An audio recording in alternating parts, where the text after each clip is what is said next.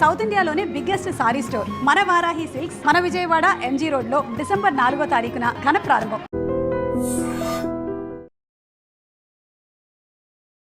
కృష్ణుడు ఒక సాధారణమైన మనిషి అనుకుంటే భగవద్గీత యొక్క వాల్యూ ఇంకా లేదు, మీకు దక్కదు. భగవద్గీతను అర్థం చేసుకోవాలంటే ఒకే ఒక కండిషన్. కృష్ణుడు దేవుడు నమ్మితే భగవద్గీత అనే ఆ తేనె బాటిల్ ఉంటుంది చూడండి, అది ఓపెన్ అవుతుంది. లేకపోతే బాటిల్ చూస్తారు, తేనె ఉంది, అన్ని రకాలుగా ఉన్నాయి, కానీ అది దొరకదు మాట ఎవరికైనా. ఇప్పుడు రాధాకృష్ణులు అంటారు, రాధని మాత్రం పెళ్లి చేసుకోలేదు. అష్ట భార్యలు ఉన్నారు, రుక్మిణి, సత్యభామ, జాంబవతి, ఇలా 8 మంది ఉన్నారు. అలాగే అక్కడ 16,000 మంది గోపికలను కూడా పెళ్ళాడారు. What to do, what not to do అనేది కావచ్చు. వీటన్నిటిని కృష్ణుల్లోనే ఇన్ని రకాల వేరియేషన్స్ కనిపిస్తున్నాయే, ఎలా కృష్ణుడు దేవుడు అవుతాడు అనే వాళ్ళకి ఏం చెప్తారు? అక్కడ అర్జునుడు యుద్ధం చేయడానికి వెనకాడుతున్నాడు.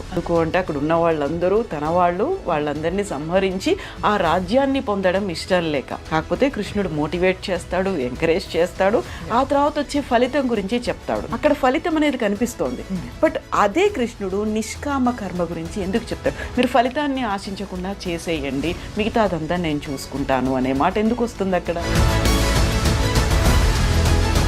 పర్ప్లెక్సిటీ కావచ్చు, లేకపోతే చాట్ జీపీటీ కావచ్చు, జెమినై కావచ్చు, ఫ్రాక్షన్ ఆఫ్ సెకండ్స్లో అన్నీ అవైలబుల్గా ఉన్నప్పుడు ఇమ్మీడియట్గా నాకు కావాల్సినటువంటి ఆన్సర్స్ అన్నీ వచ్చేస్తున్నాయి ఇక్కడ. Then why Bhagavad Gita? అందులోనే అన్నిటికీ ఆన్సర్ ఉంది అని ఎలా చెప్తారు మీరు? సో ఇప్పుడు భగవద్గీత మనం చదవాల్సినటువంటి అవసరం, ప్రతి ఒక్కరూ చదవాలి. ప్రతి ఒక్కరూ చదవడానికి ఒక మోటివేషన్ అనేది కూడా ఉండాలి. ప్రతి ఒక్కరూ చదవడానికి ఒక సమయము, సందర్భము, ఇలాంటివన్నీ ఉంటాయి కదా. వాళ్ళకి మీరు ఎప్పుడు ఎలా స్టార్ట్ చేయమని చెప్తారు మీరు?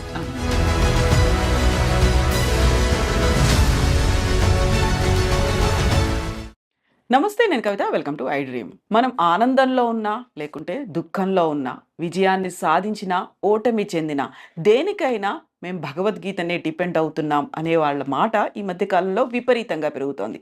యాక్చువల్గా భగవద్గీత అంటే ఏంటి? ఒక గ్రంథమా, లేకుంటే ఆధ్యాత్మిక సారాన్ని చూపినటువంటి పుస్తకమా, యూజర్ మాన్యువలా? భగవద్గీతని ఎలా చూడాలి? మనతో పాటుగా ఉన్నారు శ్రీమాన్ సత్యగౌర చంద్రదాస ప్రభుజీ, హరే కృష్ణ మూమెంట్ ప్రెసిడెంట్. హరే కృష్ణ. హరే కృష్ణ. భగవద్గీత జయంతి శుభాకాంక్షలు మీకు. మీకు కూడా, మీకు, మీ ప్రేక్షకులకు, ఈ ఐ డ్రీమ్ ప్రేక్షకులకు అందరికీ కూడా గీతా జయంతి శుభాకాంక్షలు. సో గీత, భగవద్గీత, మనం దాన్ని భగవద్గీత గురించి మాట్లాడుకుంటూ ఉంటాం. అసలు భగవద్గీత అనగానే మనకు కృష్ణుడు అర్జునుడికి యుద్ధక్షేత్రంలో బోధించినటువంటి ఒక సారమో, లేకుంటే ఆ 18 పర్వాలో ఇవన్నీ గుర్తొస్తూ ఉంటాయి కదా. ఇది కాకుండా యాక్చువల్గా ఇప్పుడు జనరేషన్కి భగవద్గీత అంటే దాన్ని మళ్ళీ 5,000 సంవత్సరాలకు పూర్వం ఇది ఉద్భవించింది. దాన్ని ఇప్పుడు మనం జయంతిగా జరుపుకుంటున్నాం. గీతా జయంతిగా జరుపుకోవాల్సిన అవసరం ఏముంది? సో ఈ రోజున గీతా జయంతి మొత్తం ప్రపంచం అంతా కూడా సెలబ్రేట్ చేసుకుంటున్నారు. గీతా జయంతి అంటే మన భాషలో చెప్పాలంటే బర్త్డే. 5,000 సంవత్సరాల క్రితము దేవాది దేవుడు శ్రీకృష్ణుడు తన భక్తుడు అర్జునుడికి చెప్పిన జీవిత రహస్యాలు ఈ భగవద్గీత. సో అందుకనే గీతా జయంతి అనేసి మనం ప్రతి సంవత్సరం కూడా సెలబ్రేట్ చేసుకుంటాం. యాక్చువల్గా అదొక సంవాదం, అంటే కన్వర్జేషన్ అన్నమాట. అర్జునుడు తనకున్న డౌట్స్ అన్ని అడుగుతున్నాడు, కృష్ణుడు వాటిని తీరుస్తూ అర్జునుడికి కాస్త ఇన్స్పిరేషన్ ఇస్తున్నాడు అన్నమాట. కానీ వాళ్ళ లాంగ్వేజ్ సంస్కృతము, మరియు ఛందస్సు కూడా అనుష్టుప్ అంటారు, అంటే చాలా తీయగా ఉంటుంది అన్నమాట. వినడానికి అంత వినసొంపుగా ఉంది కనుక దాన్ని గీతంలా వింటున్నాం కనుక దాన్ని భగవద్గీత అన్నారన్నమాట. భగవత్ అంటే భగవానుడు చెప్పిన గీత, సో దాన్ని భగవద్గీత అంటారు. ఇప్పుడు కృష్ణుడు ఒక సాధారణమైన మనిషి అనుకుంటే భగవద్గీత యొక్క వాల్యూ ఇంకా లేదు, మీకు దక్కదు. సో భగవద్గీతను అర్థం చేసుకోవాలంటే ఒకే ఒక కండిషన్ ఏమిటంటే కృష్ణుడు దేవుడు, భగవంతుడు, దేవాది దేవుడు అని అట్లీస్ట్ థియరిటికల్గా నమ్మితే అప్పుడు భగవద్గీత అనే ఆ తేనె బాటిల్ ఉంటుంది ఆ చూడండి, సారం ఏదైతే ఉందో. అది ఓపెన్ అవుతుంది అన్నమాట. ఆ, లేకపోతే బాటిల్ని చూస్తారు, తేనె ఉంది, ఉమ్, అన్ని రకాలుగా ఉన్నాయి, కానీ అది దొరకదు అన్నమాట ఎవరికైనా. ఉమ్, సో ఇప్పుడు ఆ భగవద్గీతలోనే మనం చూస్తే ఉమ్, అర్జునుడు మాట్లాడుతున్నప్పుడు వ్యాసదేవుడు ఏమన్నాడు అంటే అర్జున వాచ అన్నాడు. ఉమ్,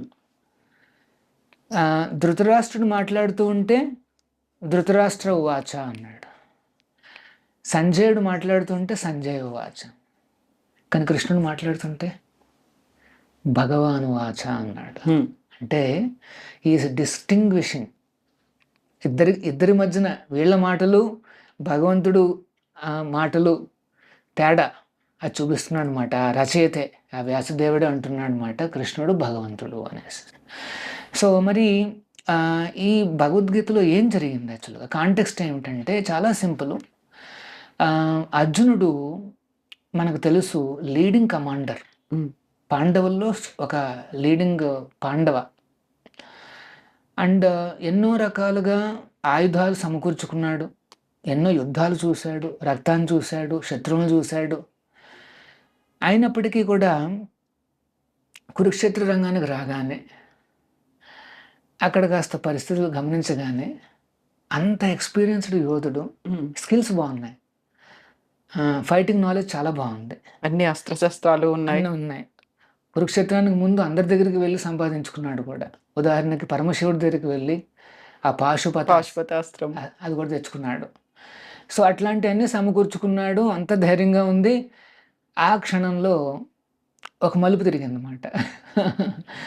తన ముందు నించుంది ఎవరా అనేసి కాస్త పరిశీలనగా చూస్తే ఉమ్, అక్కడ కనిపిస్తున్నారు తాతగారు, గురువులు, తండ్రి సమానులు, ఎంతోమంది బంధువర్గాలు అనిపించిందన్నమాట.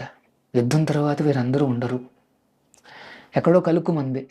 ఫ్యామిలీ కాన్ఫ్లిక్ట్లు, కాస్త ఒత్తిళ్ళు, స్ట్రెస్లు, టెన్షన్లు అంటాను చూడండి, అవన్నీ కలిపి ఒకేసారి వచ్చాయి అర్జునుడికి. సో అంత పెద్ద యోధుడు ఈ కాన్సిక్వెన్సెస్ అన్నీ తెలుసుకుని వెంటనే కూర్చుని పోతాడు.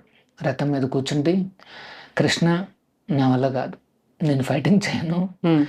కావాలంటే అడవికి వెళ్ళిపోయి అడుక్కునన్నా తింటాను, కానీ రాజ్యపాలన నాకు వద్దు ఇంకా. నాకు రాజపాలన వద్దు. ఒకవేళ వాళ్ళే ఎంజాయ్ చేస్తానంటే చేయను అంటాడు. అంటే ఒక రకంగా అస్త్ర సన్యాసం. సన్యాసానికి వెళ్ళిపోతాడు అనమాట. సో మరి ఆ స్థితిలో ఉన్న అర్జునుడిని అక్కడ అంత సీన్ కట్ చేస్తే ఒక 1/2 అవర్ 40 minutes ఉంటుంది కన్వర్జేషన్ ఇద్దరి మధ్యన. అదే భగవద్గీత అంటే 700 శ్లోకాలు అంతే. ఉమ్, అది వినగానే అర్జునుడు ధైర్యంగా నించుని తన పరాక్రమం అంతా చూపించి ఫైటింగ్ చేసి విజయాన్ని సాధిస్తాడు. ఏమిటి మరి కృష్ణుడు ఏం చెప్పాడు అది ఉమ్, అంటే ఏదో పర్స్పెక్టివ్ చేంజ్ చేశాడు. అప్పటి వరకు అర్జునుడు thinking, logical thinking, moral thinking, చాలా థింకింగ్లు ఉన్నాయి.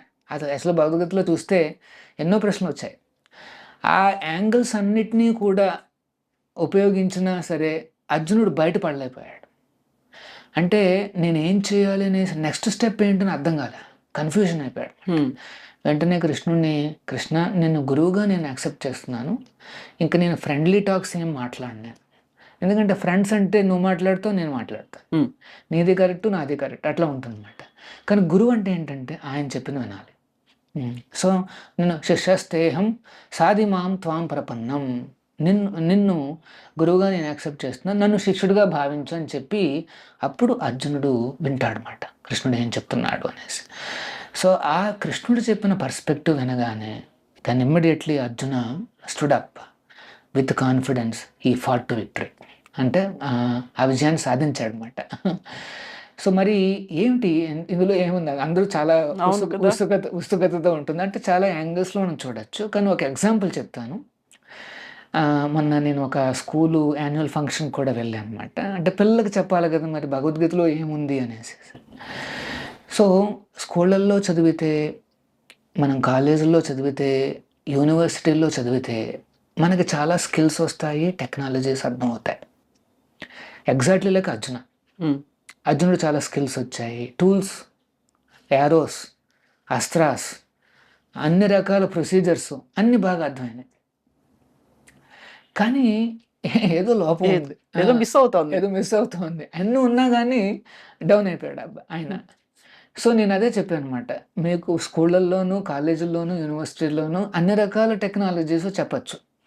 చిన్నప్పటి నుండే maybe you are expert in AI, artificial ఇంటెలిజెన్స్లో కూడా మీరు బాగా నేర్చుకోవచ్చు, అన్నీ ఉంటాయి. అయినప్పటికీ ఏదో మిస్ అవుతోంది. ఏమిటా మిస్ అవుతోంది? ఈ టెక్నాలజీస్ కానీ ఈ టూల్స్ కానీ మనం గమనిస్తే అవి ఒక నైఫ్ లాంటిది, కత్తి. ఇప్పుడు సర్జన్ చేతిలో కత్తి ఉంది, ఒక టెర్రరిస్ట్ చేతిలో కత్తి, అదే కత్తి ఉంది. మరి తేడా ఎక్కడొచ్చింది? సర్జన్ కూడా కోస్తున్నాడు, టెర్రరిస్ట్ కూడా కోస్తున్నాడు. కానీ సర్జను రక్షించడానికి చేస్తున్నాడు, వీడు చంపడానికి చేస్తున్నాడు. ఈ మధ్య కాలంలో మన డాక్టర్లను చూసాం. ఎంతమంది డాక్టర్లు మనకి ప్రాణాన్ని పోస్తూ ఉంటే అక్కడ పట్టుకున్నటువంటి ఫరీదాబాద్లో పట్టుకున్నటువంటి డాక్టర్లు వైట్ కాలర్ టెర్రరిజం అనేది మనం చూసాం. అంటే అదే నైఫ్, కానీ దాన్ని మంచు కోసం వాడచ్చు, చెడ్డ కోసం వాడచ్చు. ఆ వివేకాన్ని ఇచ్చేదే భగవద్గీత. మీకున్న టూల్స్ టెక్నాలజీస్ ఇవన్నీ ఉన్నాయి సరే, అదొక నైఫ్ ఇచ్చారు నీ చేతికి. చిన్న చిన్న పిల్లలకు కూడా పెద్ద పెద్ద మొబైల్స్ ఇస్తున్నాం సరే, దాన్ని ఎట్లా వాడుకోవాలి? నా అభివృద్ధికి, సొసైటీ అభివృద్ధికి, లోక కళ్యాణార్థం నేనేం చేయాలి? ఇదే ఆర్గ్యుమెంట్ ఇచ్చాడు కృష్ణుడు. లోక కళ్యాణార్థం నువ్వు యుద్ధం చేయాలి నాయన. ఈ దుర్మార్గ పాలన నుండి మనం ఈ లోకాన్ని రక్షించాలి అంటే దుర్యోధనుడు ధృతరాష్ట్రుల పాలన నుండి రక్షించాలి అంటే నువ్వు నీ ధర్మం నువ్వు చేయి. నువ్వు మిలిటరీ కమాండర్వి, సో నువ్వు ఫైటింగ్ చేయాలి. సో అంటే ఏంటంటే అందరిలోనూ అది ఏది మంచి ఏది చెడు, ఏది లోక కళ్యాణార్థం ఉపయోగపడుతుంది ఏది కాదు, ఆ వివేకం నశించిపోయింది అన్నమాట. భగవద్గీత ఇచ్చే సైన్స్ అదే మాట. If you want to become an allrounder, సంపూర్ణ అంటే ఒక రౌండెడ్ పర్సనాలిటీ, అందరికీ మంచి మేలు చేసే పర్సనాలిటీ అయితే దానికి ఒకే ఒక మార్గం, భగవద్గీత చదవాల్సిందే. అందులో Krishna gives you some life secrets అన్నమాట. లైఫ్ చేంజింగ్ పర్స్పెక్టివ్ అంటే ఏ పర్స్పెక్టివ్లో చూడాలనేసి. ఇప్పుడు సర్జన్ పర్స్పెక్టివ్ ఏంటి? రక్షించాలి అని. వీడి టెర్రరిస్ట్ పర్స్పెక్టివ్ ఏంటి? చంపాలి అనేసి. సో మరి అర్జునుడి పర్స్పెక్టివ్ ఏమిచ్చాడు? దాన్ని స్పిరిచువల్ యాంగిల్ అంటారు అన్నమాట. ఆధ్యాత్మిక ఒక యాంగిల్ అన్నమాట. ఫస్ట్ టైం కృష్ణుడు 5000 సంవత్సరాల క్రితం ఇంట్రడ్యూస్ చేస్తాడు దాన్ని. ఏమిటి ఈ ఆధ్యాత్మిక angle? It is universal. Bhagavad Gita is universal. అందులో మతపరమైన రిచువల్స్ అంటే ఏం లేవు. అట్లాంటివంటి అన్ని ట్రూత్ ఏమిటి, ఆ పరమ సత్యం ఏమిటి అని చెప్తాడు కృష్ణుడు. ఇప్పుడు ఉదాహరణకి అందరూ కూడా పుట్టిన తర్వాత శరీరాలు మారుస్తూ ఉన్నారు. పుట్టినవాడు కొద్దిగా పెరిగి పిల్లవాడు, పిల్లవాడు యవనంలోకి వస్తాడు, యవనం నుండి మధ్యస్థ వయస్సు, తర్వాత వృద్ధాప్యం, చనిపోయిన తర్వాత మళ్ళీ నెక్స్ట్ జీవితం వస్తుంది, మళ్ళీ చిన్నపిల్లవాడుగా పుడతాడు, మళ్ళీ పెరుగుతుంటాడు. ఇది చెప్తాడు. అంటే రీఇన్కార్నేషన్ చెప్తాడు, నెక్స్ట్ లైఫ్ ఉందని చెప్తాడు. ముఖ్యమైన విషయం ఏంటంటే ఈ జీవితంలోనే రీఇన్కార్నేషన్ ఎట్లా జరుగుతుందని చెప్తున్నాడు. అంటే ఒక శరీరం నుండి ఇంకొక శరీరంలో మనం మారుతున్నాం కదా. ఇప్పుడు ఇది మతంతోనూ రిలీజియన్తోనూ క్యాస్ట్తోనూ సంబంధం లేదు. ఇప్పుడు ఏదైనా వేరే మతంలోకి వెళ్ళాను అనుకోండి, అంటే నేను పెరగకుండా ఆగిపోతానా? యవన దశలో ఆగిపోతానా? చావు లేకుండా ఉంటుందా? అదేముండవు. సైన్స్ అన్నమాట. ఇది సైన్స్ అన్నమాట. అంటే అప్లికబుల్ టు ఎవ్రీబడి. అట్లాంటి సైన్స్ ఇంకెక్కడ దొరకదు. అందుకనే భగవద్గీత మీద ఎంత ఫోకస్ ఉంది, మొత్తం ప్రపంచం అంతా చూస్తుంది. What are these universal principles అన్నమాట.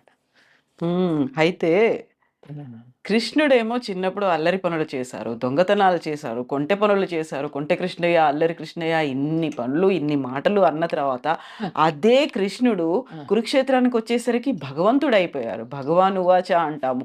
ఆయన చెప్పిందేమో సారం, గీతాసారంగా తీసుకున్నాం. ప్రపంచమంతా దాని వైపే చూస్తోంది. ఒక యూజర్ మాన్యువల్ లాగా చూస్తోంది. నాకు డిప్రెషన్‌లో ఉన్నానా, నేను భగవద్గీత చదవాలి. ఆ ట్రాన్స్‌ఫర్మేషన్ ఎలా అయింది యాక్చువల్‌గా అదే కృష్ణుడు. Yes. అంత అల్లరి చేసినటువంటి కృష్ణుడు Yes. ఒక సర్టెన్ ఏజ్ వచ్చేసరికి మెచ్యూరిటీ వస్తుంది అంటామే. అలా ఏంటి? ఏం జరిగింది అసలు? కృష్ణుడిలో కూడా మార్పు ఎలా వచ్చింది అంతలా? కృష్ణుడు పుట్టడంతోనే భగవంతుడు. యాక్చువల్‌గా కరెక్ట్‌గా చెప్పాలంటే భగవంతుడు దిగి వచ్చిన హ్మ్. రూపం మాట. సో స్వయం భగవాన్ ఈజ్ కృష్ణ, కృష్ణస్తు భగవాన్ స్వయం అన్నారు. ఆ దేవాది దేవుడు ఈ లోకం నుండి డిస్కనెక్ట్ కాదు. హ్మ్. అంటే దేవుడు వేరు, ఈ లోకం వేరనేసి కాదు. ఈ హ్యాస్ సమ్ ఇంట్రెస్ట్. సో అప్పుడప్పుడు దిగి వస్తాడు, హ్మ్. కృష్ణుడే దిగి వస్తాడు. వచ్చినప్పుడు తను ఏం చేస్తాడంటే షడ్ ఐశ్వర్యాలను చూపిస్తాడు. హ్మ్. షడైశ్వర్యాలు అంటే 6 రకాల ఐశ్వర్యాలు అన్నమాట. భగవంతుడిలో అనంతంగా ఉంటాయండి. ఒకటి ఏంటంటే రూపమాధుర్యం, తన అందచందాలు చూపిస్తాడు. తర్వాత రెండోది ఏంటంటే పవర్, పర్సనల్ స్ట్రెంగ్త్. గోవర్ధన పర్వతాన్ని ఎత్తుతాడు. 7 ఏళ్ల వయస్సులో అంత పెద్ద పర్వతం. పుట్టగానే పూతను చంపుతాడు. అంటే he is not become god after some time, but actually from the day 1 hmm. 3 రోజుల్లోనే పూతన వచ్చేస్తుంది. 3-4 రోజుల్లో, ఒక వారం లోపల వచ్చేస్తుంది ఆవిడ. సో తన పవర్ని కూడా చూపించాడు. ఇంకొక ఐశ్వర్యం ఏమిటంటే నాలెడ్జ్ అన్నమాట. భగవంతుడు ఆ నాలెడ్జ్ని ఈ భగవద్గీత రూపంలో కూడా ఇచ్చాడు అనమాట. అంటే he's exhibiting his power sir. అంటే ఆ అపులెన్సెస్ అన్నమాట. ఎందుకు? ఏదన్నా పర్సనాలిటీ అట్రాక్టివ్గా ఎప్పుడు మారతాడంటే when a person becomes attractive. ఇది ఆచార్యులు వారు అంటే మన సేజెస్ ఎనలైజ్ చేశారన్నమాట. When a personality becomes very attractive. ఎవరికైతే బాగా డబ్బులు ఉంటాయో హీల్ బికమ్ అట్రాక్టివ్. అంటే అందమని కాదు, దెర్ ఈజ్ సమ్ అట్రాక్షన్. అవును. ఇప్పుడు టెంపుల్కి సే అంబానీ వస్తున్నాడు అనుకోండి, మనం పీస్ఫుల్గా చేసుకోలేం, చాలామంది వస్తారు చూడ్డానికి. సరే, రెండోది ఏంటంటే సేమ్ బ్యూటీ. సమ్ గొప్ప హీరోయిన్ లేదా హీరో ఎవరో వచ్చారనుకోండి, ఏగైన్ మనల్ని పట్టించుకున్న వాళ్ళు ఉండరు. Next power. సీఎం గారు వస్తున్నారు, పిఎం గారు వస్తున్నారంటే obviously that is more attractive event అన్నమాట. తర్వాత నాలెడ్జ్ ఉన్నవాళ్ళు. అప్పుడు మనం క్లాస్లో చూస్తుంటామండి, he may not look very attractive, I mean beauty wise, కానీ ఆ విజ్డమ్లో నాలెడ్జ్ బాగా ఉంటే automatic there is some attraction is there. Number 1 రా క్లాస్లో అనేసి అందరి అటెన్షన్ వస్తుంది అన్నమాట. ఇంకోటి ఏంటంటే రినౌన్సియేషన్ కూడా అట్రాక్టివ్. ఎవరైనా ఈ ప్రపంచాన్ని త్యజించారు, మానవ కళ్యాణం కోసం పనిచేస్తున్నారంటే వాళ్ళు కూడా అట్రాక్టివ్. ప్రజలు they will give respect and attention to them. So they analysed these and then they said this 6 opulences attracts everybody's attention, and who is having these apulences in full, he is God. అది this the definition. మనం చూస్తుంటాం ఇవన్నీ అపులెన్సెస్ అందరికీ ఉంటాయి, కానీ ఎవరికైతే ఫుల్గా ఉంటాయో that is God and that is Krishna. మీరు కృష్ణుడిలో చూసింది ఇదే. చిన్నప్పుడు ఆ లీలా మాధుర్యాన్ని చూపించాడు, ఆ తర్వాత అవసరమైతే తన ఆ నాలెడ్జ్ని కూడా, జ్ఞానాన్ని కూడా ఇచ్చాడు అర్జునుడికి. ప్రథమ గురువుగా, జగద్గురువుగా ఆయన కొనియాడేవాళ్ళు చాలామంది ఉన్నారు. అట్లా మాట is a complete personality of godhead. ఏ లోపము లేని సంపూర్ణమైన supreme personality of godhead. అదే కృష్ణుడు. ఇప్పుడు మనం జెన్జీ గురించి మాట్లాడుకుంటున్నాం. అంత అవైలబుల్గా ఉంది, ఏ టెక్నాలజీ ఉంది, అంతా మన మొబైల్లోనే సమస్తం ఉంది. పర్ప్లెక్సిటీ కావచ్చు, లేకపోతే చాట్ జీపీటీ కావచ్చు, జెమినై కావచ్చు, ఏది అడిగినా కానీ నాకు ఇలా విత్ ఇన్ ఫ్రాక్షన్ ఆఫ్ సెకండ్స్లో అన్నీ అవైలబుల్గా ఉన్నప్పుడు ఇది కదా నాకు చాలా హ్యాండీగా ఉంది. నేను ఎక్కడికి వెళ్ళినా, ఏ సమయంలో అడిగినా, ఏ సందర్భం గురించి అడిగినా ఇమ్మీడియట్గా నాకు కావాల్సినటువంటి ఆన్సర్స్ అన్నీ వచ్చేస్తున్నాయి ఇక్కడ. దెన్ వై భగవద్గీత అందులోనే అన్నిటికీ ఆన్సర్ ఉంది అని ఎలా చెప్తారు మీరు? కరెక్ట్. యాక్చువల్గా రీసెంట్గా ఒక రీసెర్చ్ జరిగింది. ఈ మొబైల్స్ ఉన్నాయి, సోషల్ మీడియా పెరిగింది, కనెక్టివిటీ పెరిగింది. కనెక్టివిటీ పెరిగి లోన్లీనెస్ పెరుగుతోంది. అంటే ఇదేదో కాంట్రడిక్టరీగా ఉంది. అంటే కనెక్షన్లు పెరుగుతున్నాయి, ఫ్రెండ్స్ ఎక్కువగా ఉన్నారు, అన్నీ ఉన్నాయి. అయినప్పటికీ deep inside people are feeling lonely. ఒంటరితనం పెరుగుతుంది అనేసి ఒక ఆర్టికల్ వచ్చింది. ఏదో వెలితి కనిపిస్తోంది. ఏదో వెళ్తూ కనిపిస్తుంది. నేను ఆశ్చర్యపోయాను అనమాట. అదేంటి అనేసి నేను చదువుతున్నాను. వాళ్ళే రాస్తున్నారు. అంతమంది ఫ్రెండ్స్ ఉన్నా సరే లోతుగా ఎవరు ఫ్రెండ్షిప్ లేదన్నమాట. అంతా ఏమంటారు, ఒక రకమైన ప్రొఫైల్ ఏదో క్రియేట్ చేసుకుని దాన్ని కాపాడుకుని అంటే అది మనం కాకపోవచ్చు కూడా, లేకపోతే వేరే వాళ్ళు రెస్పాండ్ అవుతారు, వాళ్ళు కూడా కాకపోవచ్చు. అట్లాంటి వాటి అంటే fake there is a falsity ఉందన్నమాట. అంటే దెర్ ఇస్ డీపర్గా రిలేషన్స్ పెంచుకోవడానికి ఎవరితో పెంచుకోవాలో తెలియదు కూడా. ఇన్ఫ్యాక్ట్ ఎనీబడితో మనం కాస్త ఫ్రెండ్షిప్ పెంచుకోవాలనుకున్న భయం, ఎట్లాంటి వాళ్ళో తెలియదు అన్నమాట. ఎందుకంటే ప్రొఫైల్ చూసి మనం అదే నిజం అనుకుంటే కరెక్ట్ కాదన్నమాట. అందుకనే Bhagavad Gita is advising it is better to depend on your true friend. మరి ఎవరు ఆ ట్రూ ఫ్రెండ్ అంటే, భగవద్గీత డిక్లేర్స్ భోక్తారాం యజ్ఞ తపసాం సర్వలోక మహేశ్వరం సుహృదం సర్వభూతానాం. అన్ని జీవులకు కూడా సుహృదం. సుహృత్ అంటే ఫ్రెండ్ అంటే అదేదో ఒక్క టైపే మనకు అర్థమయ్యేది. సంస్కృతంలో చాలా వెరైటీస్ ఉన్నాయి. మిత్రుడు, లేకపోతే సుహృదుడు. సుహృదుడు అంటే మనకు డీప్ హృదయానికి బాగా నచ్చిన వాళ్ళు, వెల్ విషర్ కూడా, చాలా గాఢంగా మన మన మంచి కోరుకునేవాడు. మంచి కోరుకునేవాడు అంటే తండ్రి ఏ రకంగా కోరుకుంటాడో అదే రకంగా ఈజ్ సుప్రీం. అంటే కృష్ణుడు ప్రతి జీవితోనూ ఒక సంబంధం ఉందన్నమాట. మనందరికీ భగవంతుడితో సంబంధం ఉంది. ఆ సంబంధాన్ని గుర్తు చేయడానికి మళ్ళీ మళ్ళీ దిగి వస్తాడు అనమాట దేవుడు. సో కృష్ణుడి మీద ఆధారపడి ఎవరైతే ఫ్రెండ్షిప్ డెవలప్ చేసుకుంటారో he will not be empty, he will not be lonely. మీరు అన్నారే ఈ గ్యాజెట్స్ అన్నీ సో క్లోజ్గా ఉన్నాయి, కృష్ణుడు ఇంకా క్లోజ్, హృదయంలోనే ఉన్నాడు. అంటే ఇంకంతకంటే క్లోజ్ ఇంకెవరు లేరు. మన హృదయం లోపలే మన పక్కన నించుని చూస్తున్నాడు అనమాట. ఏమిటి వీడు నా ఎప్పుడు చూస్తాడు అనేసి. మరి అంటే కృష్ణుడు అంటే జస్ట్ ఫాదర్ అనే అలాగైనా చూడాలా అంటే కాదు. 5 రకాల సంబంధాలు సాధ్యం అన్నమాట కృష్ణుడితోనే. అందుకని ఆయన్ని అఖిల రసామృత సింధు అంటాడు. సుప్రీం లార్డ్ ఈస్ అన్ని రకాల రిలేషన్షిప్స్కి is the object or is the source. ఒకటేంటంటే ఇలాగా, ఓ ఆల్మైటీ ఫాదర్, నువ్వు సుప్రీం ఫాదర్వి అనేసి అలా పూజించే వాళ్ళు కొంతమంది ఉంటారు. వాళ్ళని శాంతరసము అంటారు. అంటే దేవుడు గొప్పతనము ఆయన కీర్తిస్తూ అట్లా. రెండోది ఏంటంటే దాస్య.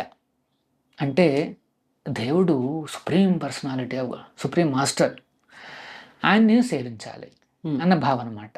సేవలు చేస్తే బాగుంటుంది అనేసి. ఉదాహరణకి ఎగ్జాంపుల్ ఏంటంటే హనుమంతుడు, రామచంద్రుల వారంటే ఆయన్ని కూర్చోబెట్టుకుని వాహనంలాగా సేవించాడు.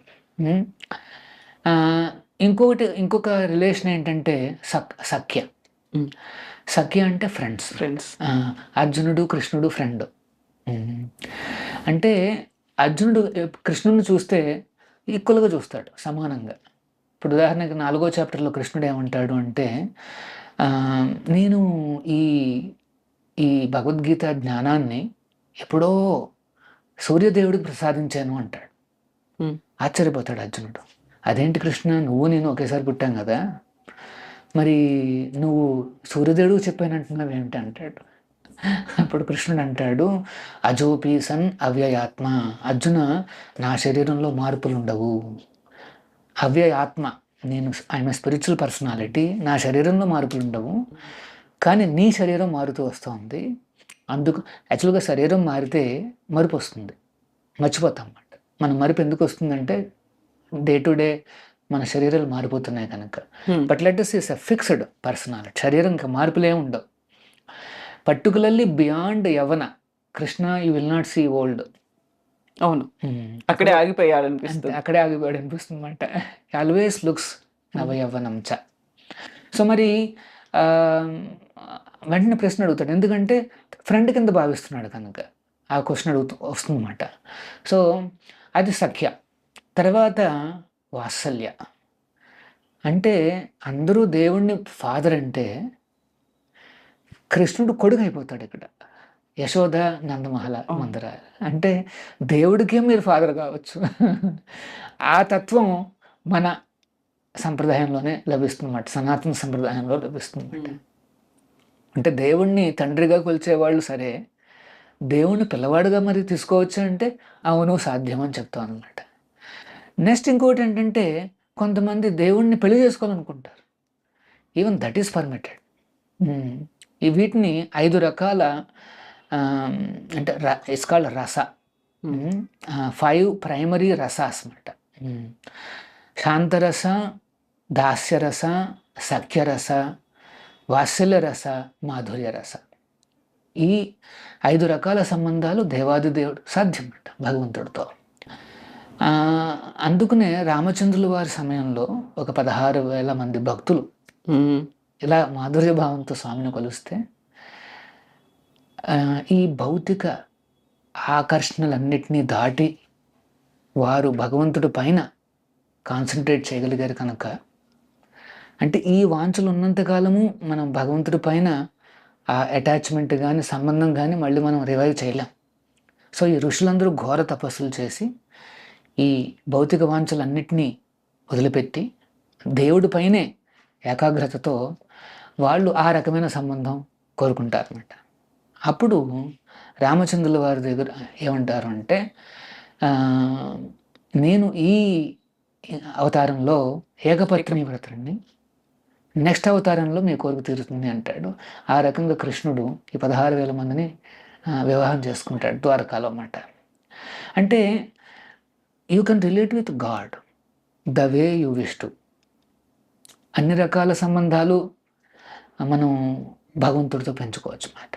బట్ ప్రస్తుతం మనందరం కామంతో మునిగిపోయి ఉన్నాం కనుక దేవుణ్ణి కామంతో చూడకూడదు. రెస్పెక్ట్ఫుల్గా ఫస్ట్ మనం ఆయన కొలిచి first we should get rid of all this lower tendencies, then only భగవంతుడు. ఎందుకంటే భగవంతుడు కంప్లీట్గా ప్యూర్ మాట. ఈ డజంట్ హ్యావ్ ఎనీ పరంబ్రహ్మ పరంధామ పవిత్రం. ఆయన సుప్రీం పవిత్రం. మనం ఆ పవిత్రం మనం కూడా ఇవన్నీ లోవర్ టెండెన్సీస్ అన్నీ వదిలిపెడితేనే కానీ ఆ సుప్రీం పవిత్రతకు రాలేం. అప్పుడే మనం రిలేట్ చేయగలుగుతాం అన్నమాట భగవంతుడితో. ఆ సైన్సే ఈ భగవద్గీత. అందులో కూడా ఉంది, ఇది కూడా ఉందన్నమాట. ఏ రకంగా గుణాతీతులం కాగలము. గుణం అంటే తెలుసు కదా, సత్వగుణము, రజోగుణము, తమోగుణం. ఈ గుణాతీతులు అయితేనే కానీ మనం కృష్ణుడిని డైరెక్ట్గా చూడలేము, ఆయనతో రిలేట్ చేయలేము అన్నమాట. ఇప్పుడు రాధాకృష్ణులు అంటారు, రాధని మాత్రం పెళ్లి చేసుకోలేదు. భార్యలు ఉన్నారు, రుక్మిణి, సత్యభామ, జాంబవతి, ఇలా 8 మంది ఉన్నారు. అలాగక్కడ 16,000 మంది గోపికలను కూడా పెళ్ళాడారు. ఇంత అయినప్పుడు ఆయన్ని మనం ఆదర్శనీయంగా తీసుకోవాలి. లేకుంటే ఆయన చెప్పినటువంటి మార్గం ఏదైతే ఉందో, ఆ సారం ఏదైతే ఉందో, మనకు జీవనానికి ఉపయోగపడుతుంది, మనం what to do what not to do అనేది కావచ్చు, వీటన్నిటిని సెట్ చేసేటువంటి సారం అనేది పర్ఫెక్ట్గా మనం ఏం చేయాలి, మనం ఎలా ఉండాలి అనేది చెప్తుంది అనుకున్నప్పుడు కృష్ణుల్లోనే ఇన్ని రకాల వేరియేషన్స్ కనిపిస్తున్నాయే, ఎలా కృష్ణుడు దేవుడు అవుతాడు అనే వాళ్ళకి ఏం చెప్తారు? యాక్చువల్గా మనం ఈ నరకాసుర చేస్తాం కదా, నరక చతుర్దశి. అది నెక్స్ట్ రోజే దీపావళి. నరక చతుర్దశి అంటే నరకాసురుడు ఎంతోమంది రాజులను ఓడించేసి వాళ్ళ దగ్గర ఉన్న వాళ్ళ కన్యలను, భార్యలను, వీళ్ళందరినీ దొంగిలించి, భార్యలు కాదు కన్యలందరినీ దొంగిలించి, అంటే దొంగిలించంటే తన రాజ్యానికి తరలిస్తాడు. వాళ్ళను తనను పెళ్లి చేసుకోమని, వీడి కోరికలను తీర్చమని పీడిస్తూ ఉంటాడు అన్నమాట. అప్పుడు కృష్ణుడు తన భార్య సత్యభామ ఇద్దరూ కలిసి గరుడు మీద ప్రయాణం చేసి నరకాసురుడి వద్దకు వెళ్తారన్నమాట. వెళ్ళినప్పుడు సరే అక్కడ అది మనం కాస్త కట్ చేస్తే యుద్ధం పూర్తయింది, నరకాసురుడు చనిపోతాడు. అప్పుడు కృష్ణుడు వాళ్ళని విడిపించడానికి, చెర నుండి విడిపించడానికి వెళ్తాడు. ఆ వైదిక సమయాల్లో ఏమిటంటే ఎవరైనా ఒక అమ్మాయి, పెళ్లి కాని అమ్మాయి ఇంటి నుండి 3 రోజుల పాటు లేకపోతే ఇంక పెళ్లి కాదు. అప్పట్లో అంత స్ట్రిక్ట్గా ఉండేదన్నమాట. ఎవరైనా if they are absent from the house for 3 days ఇంకా వాళ్ళకి పిల్లలు కావన్నమాట. సో అదే ఈ వీళ్ళందరూ కూడా అదే మొరపెట్టుకుంటారన్నమాట. మేము వెనక్కి వెళ్ళినా సరే మా జీవితాల్లో ఇంకెటువంటి అంటే సో ఆ రకంగా వాళ్ళు ప్రార్థిస్తే అప్పుడు to satisfy their desire Krishna marriage all of them. మరి మ్యారేజ్ చేసుకుని ఏ రకంగా భగవంతుడు మరి సంసారం చేశాడు అనేసి అంటే ఇక్కడ మనుషులా కాదు, ఎంతోమంది పిల్లలు ఉన్నారు కదా, ఒకరోజు ఒక ఇంటికి, రెండో రోజు రెండో ఇంటికి, 3 కాదు, 16,108 రూపాయలు ఎత్తుతాడు కృష్ణుడు. ఆ ఒక్కొక్క రూపంతో, ఒక్కొక్క భార్యతో ఒక ఐడియల్ గృహస్థగా ఎట్లా ఉండాలనేసి మానవ సమాజానికి చూపిస్తున్నాడు. ఆ గృహస్థ ధర్మం కూడా చాలా ఇంపార్టెంట్ ధర్మం కనుక బ్రహ్మచర్యంలో ఎట్లా ఉండాలి. గురువు దగ్గరికి వెళ్ళాడు, సాందీపుని ముందు దగ్గరికి వెళ్ళాడు, గురువు ఆశ్రయాన్ని పొందాడు, ఆయన చెప్పిన 64 కళలు నేర్చుకున్నాడు, ఆయన గురుదక్షిణ ఇచ్చాడు. అలాగే గృహస్థ ధర్మంలో పెళ్లి చేసుకున్నాడు, వివాహం చేసుకున్నాడు. ఏ రకంగా తెల్లవారుజామునే లేవాలి, బ్రహ్మముహూర్తంలో లేవాలి, అట్లాగా అన్నీ చూపించాడు కృష్ణుడు. సరే తర్వాత ఒక యోధుడుగా, రాజుగా, ఒక క్షత్రియుడిగా ఎన్నో రకాలుగా Krishna has set a standard అనమాట. ఇప్పుడు అక్కడ అర్జునుడు యుద్ధం చేయడానికి వెనకాడుతున్నాడు. ఎందుకు అంటే అక్కడ ఉన్న వాళ్ళందరూ తన వాళ్ళందరినీ సంహరించి ఆ రాజ్యాన్ని పొందడం ఇష్టం లేక. కాకపోతే కృష్ణుడు మోటివేట్ చేస్తాడు, ఎంకరేజ్ చేస్తాడు. ఆ తర్వాత వచ్చే ఫలితం గురించి చెప్తాడు. ఏమవుతుంది, వీళ్ళని ఎందుకు సంహరించాలి, వచ్చేదేంటి అని. అక్కడ ఫలితం అనేది కనిపిస్తోంది. బట్ అదే కృష్ణుడు నిష్కామ కర్మ గురించి ఎందుకు చెప్తాడు? మీరు ఫలితాన్ని ఆశించకుండా చేసేయండి, మిగతాదంతా నేను చూసుకుంటాను అనే మాట ఎందుకు వస్తుంది అక్కడ? అంటే కృష్ణుడు కర్మణ్యేవాధికారస్తే మా ఫలేషు కదాచన అని మన ఫేమస్ శ్లోకం ఉంది. దాని అర్థం ఏమిటంటే మనం ఫలితం మీద అన్నెసెసరీగా కాన్సన్ట్రేట్ చేస్తే టెన్షన్లు, యాంగ్జైటీస్ వస్తాయి.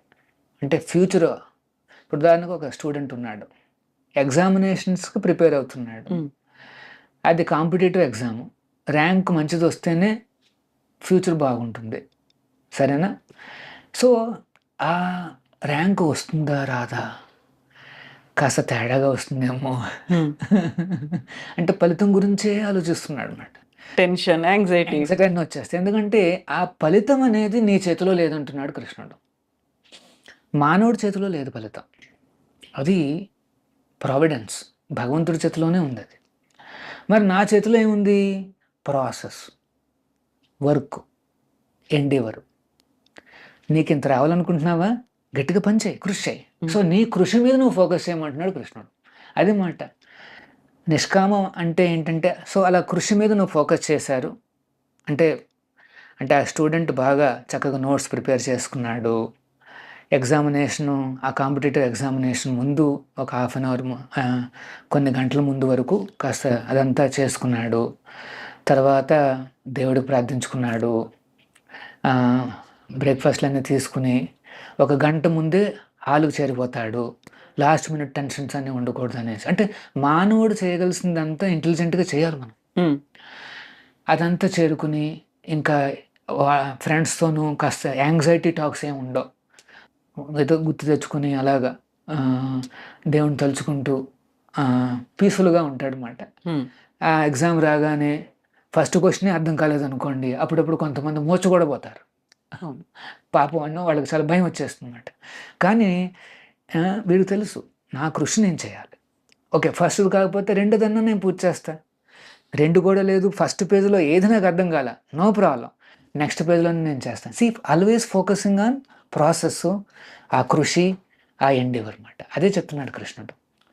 కానీ ఎవరైతే ఫలితం మీదే అన్నెసెసరీగా ఫోకస్, అంటే భవిష్యత్తు ఇలా అయిపోతుంది అలా అయిపోతుంది అని ఊహించుకుంటారే, వాడికి ఇంకా ఎంత నా వల్ల కాదని చెప్పేసి ఇంకా వాడు సృహ కూడా కోల్పోతాడు, ఇంకా అసలు 0 మార్క్స్.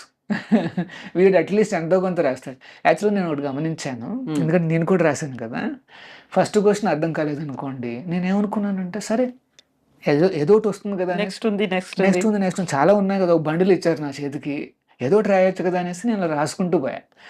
మళ్ళీ నేను ఫస్ట్ క్వశ్చన్కి వస్తే అది కాస్త అర్థమైంది. అంటే ఎన్ని ఆన్సర్ చేస్తూ ఉంటే ఏదో తగిలింది, ఎక్కడెక్కడ ఏదో గుర్తుకొచ్చినాయి నాకు. అది మళ్ళీ వెనక్కి రాగానే ఇది కూడా అర్థమైంది. సో నేను వెంటనే అది కూడా రాశాను. సో పిల్లలు ఎప్పుడూ కూడా నెక్స్ట్ ఏం చేయగలను అది చేస్తూ పోతూ ఉండాలి. అన్నెసెసరీగా నెగిటివ్ విజువలైజేషన్స్ చేయకూడదు. అది మాట కృష్ణుడు చెప్తున్నాడు. అక్కడ మనకున్న ధర్మం చేయాలి. నెక్స్ట్ ఏమన్నా ఫలితాన్ని వస్తే, మనకేమన్నా ఫలితం చిక్కితే, ఉదాహరణకి ఎంప్లాయీ ఉన్నాడు, వాడికి ఫలితం ఏమిటి, ఒక సాలరీ వస్తుంది, లేదా కొంతమందికి నేమ్ అండ్ ఫేమ్ వస్తుంది, కొంతమందికి పవర్ వస్తుంది, అన్నీ వస్తాయన్నమాట. సో వీళ్ళకి ఏంటంటే ఈ నిష్కామ కర్మయోగ అంటే అర్థం ఏమిటంటే మన సెల్ఫిష్నెస్ని ఏ రకంగా తగ్గించాలి స్టెప్ బై స్టెప్ అని కృష్ణుడు 3వ చాప్టర్లో చెప్తాడన్నమాట. Karma Yoga. Everybody is very selfish, greedy, అంటే అన్కంట్రోలబుల్ సెల్ఫిష్నెస్ అన్నమాట. అంటే అందరికీ ఎంతో కొంత ఉంటుంది, కానీ అన్కంట్రోలబుల్. ఇప్పుడు చూడండి, ధృతరాష్ట్రుడు, దుర్యోధనుడు ఎంత తక్కువ, పెద్ద సామ్రాజ్యం ఉంది. పాండవులు ఏమంటున్నారు, 5 విలేజ్లు ఇవ్వండి అయ్యా అని అడుగుతున్నాడు. అది కూడా నేను ఇవ్వను బో అన్నాడు. అందుకని ఇంత పెద్ద యుద్ధం వచ్చేసింది. సో అన్కంట్రోల్డ్ గ్రీడ్ మాట దుర్యోధనుడి. చాలా అది అందరినీ విషమ పరిస్థితుల్లో పెట్టేస్తుంది. 3వ చాప్టర్లో కృష్ణుడు ఏం చెప్తున్నాడు అంటే, అట్లాంటి గ్రీడ్ అనేది మంచిది కాదు. నువ్వు కొద్దిగా సో ఏదన్నా నీకు సాలరీ వస్తుంది అనుకోండి, అందులో కొంత డబ్బు పరాయి వాళ్ళ, ముఖ్యంగా భగవంతుడి తృప్తి కోసం ఏమైనా ఖర్చు పెట్టు అంటాడు.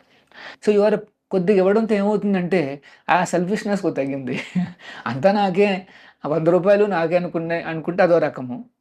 అందులో ఒక 10 రూపాయలు ఎవరికైనా ఇద్దాము, లేదా ఒక 5 రూపాయలు, లేదా ఒక 2 రూపాయలు ఎవరికైనా ఇద్దాము. ముఖ్యంగా దేవుడికి ఇవ్వాలని చెప్పబడింది శాస్త్రం. అది ఎందుకని నేను చెప్తాను.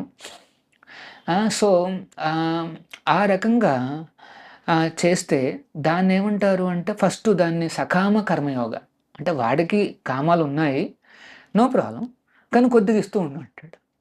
అది క్రమక్రమంగా మారి నిష్కామం అంటే ఏంటంటే, నాకు ఏదైతే రియల్లీ రిక్వైర్డ్ అది మాత్రమే పెట్టుకొని మిగతాదంతా ఇచ్చేస్తాను. లోక కళ్యాణార్థం, దైవ కార్యాలకు, సేవలకు, తద్వారా ప్రజలకు మంచి చేయడానికి నేను ఇస్తాను అనేసి ముందుకు వస్తారన్నమాట జనాలు. సో దానికోసం ఆ నిష్కామ కర్మయోగం అనేది 3వ చాప్టర్లో చెప్పాడు కృష్ణుడు అనమాట. To come out of the extreme selfishness. Self centred అయితే వాళ్ళు చాలా దుర్మార్గంగా ప్రవర్తిస్తారన్నమాట. తన కోసం, తన సుఖం కోసం ఇంకేమీ పట్టించుకోరు. ఈ కాలంలో చూస్తున్నాం, ఈవెన్ ఓన్ కుటుంబాల్లో ఇవన్నీ చూస్తున్నాం దుర్మార్గాలు. సో ఎవరైతే ఈ కర్మయోగాన్ని ప్రాక్టీస్ చేస్తారో అట్లీస్ట్ ఎంతో కొంత బయటకు పోతుందన్నమాట అది. సో అందుకనే చాలామంది భక్తులు ఇక్కడ అన్నదానాలకని, లేకపోతే వీటికని వాటికని, ఇప్పుడు అన్నదానానికి ఇచ్చారనుకోండి దేవస్థానానికి, ఇప్పుడు ప్రతిరోజు మేము ఇక్కడ భోజనాలు పెడతాం, ఒక 400 దాకా మేము డైలీ మీల్స్ ఇస్తున్నాం. మరి ఆ మీల్స్ తీసుకునేది ఎవరు? ఇక్కడ దగ్గరలో ఉండే పేదవాళ్ళు, ఇక్కడికి వచ్చే విజిటర్సు, వీళ్ళందరూ. చాలామంది పిల్లలు వస్తారు, ఒక 50 మంది 60 మంది పిల్లలు వస్తారు ఆ 300 400లో. వీళ్ళందరూ వచ్చి భోజనాలు చేసుకుంటారు. వాళ్ళకి ఏంటంటే దేవుడి కార్యము పూర్తయింది, వాళ్ళకు కూడా కాస్త సంతృప్తి వచ్చిందన్నమాట. అందుకనే అలా దైవ ఏమంటారు ఆ ప్రాసెస్లో చారిటీ అమ్మని చెప్పబడడం జరిగిందన్నమాట. అంటే త్రూ గాడ్లీ ప్రాసెస్ సమాజానికి సేవలు బాగా అందుతాయనేసి, త్రూ గాడ్లీ ప్రాసెస్ మనం చారిటీస్ ఇవ్వాలనేసి భగవద్గీతలో చెప్పబడింది అనమాట. సో ఆ రకంగా కృష్ణుడు ఈ నిష్కామ కర్మయోగాన్ని ఇంట్రడ్యూస్ చేశారు. చాలామంది they are focusing on this. ఎందుకంటే వాళ్ళకి అర్థమైందన్నమాట, ప్రాసెస్ మీద, ఆ ప్రాసెస్ ఎక్సలెన్స్ మీద, నేను చేయాల్సిన ఎండివర్ మీద మనసు పెట్టడం బెటరు. దాని మీద ఎంత మనం క్యాలిక్యులేట్ చేసుకున్నా యాంగ్జైటీ తప్పితే మనం చేసేది ఏం లేదు. అంటే యాక్షన్ ఈజ్ ఇంపార్టెంట్, మైండ్ కాదు, ఇక్కడ తిరుగుతుంది కాదు. సో నెగిటివ్ పిక్చర్లన్నీ పక్కన పెట్టేసేసి హ్యాపీగా నీ పని నువ్వు చేసుకోయ్యా అని చెప్తున్నాడు కృష్ణుడు. భగవద్గీతని ఎలా చదవాలంటారు? 700 శ్లోకాలు ఉన్నాయి. అందులో ఉందంతా సంస్కృతం. టీకా తాత్పర్యాలతో సహా తెలుగులో కావచ్చు, విభిన్నమైనటువంటి భాషల్లో అవైలబుల్‌గా ఉన్నప్పటికి కూడా ఒక్కొక్కరు ఒక్కొక్క పర్సెప్షన్‌తో చూస్తుంటే ఒక్కో రకమైనటువంటి అర్థం దాంట్లో ఉంటుంది. డిప్రెషన్‌తో ఉన్న వాళ్ళకొకటి, మేనేజ్‌మెంట్ కోసం చదువుతున్న వాళ్ళకొకటి, లీడర్‌షిప్ క్వాలిటీస్ చూస్తున్న వాళ్ళకొకటి, ఒక్కొక్కరు ఒక్కొక్క రంగా కనుక చూస్తూ ఉన్నప్పుడు ఆన్ ద హోల్ మొత్తం గీతా సారాన్ని నేను ఒక కామన్ పబ్లిక్‌గా నేనెలా అర్థం చేసుకోవాలి? ఎలా చదవాలసలు? యాక్చువల్‌గా మంచి ప్రశ్న. ఇప్పుడు భగవద్గీతను చెప్పింది ఎవరు? శ్రీకృష్ణుడు. హ్మ్. ఇంకొక వ్యక్తి ఎవరు అంటే అర్జునుడు. సో, కృష్ణుడు చెప్తున్నప్పుడు ఒక ఇంటెన్షన్‌తో, ఒక ఉద్దేశంతో, ఒక బ్యాక్‌గ్రౌండ్‌తో ఆయన చెప్పాడు. దేవాది దేవుడు. అర్జునుడు కూడా అర్థం చేసుకున్నాడు. ఎలా అర్థం చేసుకున్నాడో అర్జునుడు చెప్పేస్తాడు భగవద్గీతలో. తను చెప్పేస్తాడనమాట. నష్టమోహం స్మృతిం లబ్ధ. నాలో ఉండే ఈ ఇల్యూషన్ అంతా పోయింది, అంధకారం అంతా పోయింది. నాకు స్మృతి అంటే మళ్ళీ నాకు జ్ఞాపకం వచ్చింది అంతాను. నా వాల్యూస్, నేను చేయాల్సిన ఫైటింగ్లు, ధర్మాలన్నీ గుర్తుకొచ్చాయి. అప్పుడు మర్చిపోయాడు యాక్చువల్గా. అన్నీ వదిలిపెట్టి కూర్చుని పోయాడు. సో కృష్ణుడు చెప్పింది కనుక ఆ కృష్ణ భక్తులే ఏమైనా వివరిస్తే, ఎవరైతే కృష్ణుని నమ్మి ఆయన చెప్పిన విధానం అర్థం చేసుకోగలిగితే దట్ ఈస్ ద బెస్ట్ కదా. ఇప్పుడు మీరు ఏదో స్టేట్మెంట్ ఇచ్చారు, అది చాలామంది అపార్థాలు చేసుకుంటారు. ఒక్కొక్కరిది ఒక్కో రకమైన పర్సెప్షన్ ఉంటుంది. ఎలా రిసీవ్ చేసుకున్నారనేది. కానీ నిజంగా ఏమిటని అడిగితే మీ దగ్గరికి వచ్చి అడగాలి. అవును. అంతేనా కదా. మరి ఇప్పుడు కృష్ణుడి దగ్గరికి వెళ్ళి అడిగేది అట్లాగా. అందుకని భగవంతుడు ఏం చేశాడు అంటే 4 పరంపరలు అనేవి ఆయన సృష్టించాడు అనమాట. Educational system. ఈ జ్ఞానాన్ని మానవ సొసైటీకి చేరడానికి ఈ he's created an educational system. ఏంటి ఆ సిస్టమ్? దాన్ని పరంపర అంటారు అనమాట. ఇప్పుడు మా గురువు గారు 32వ ఆచార్యులు.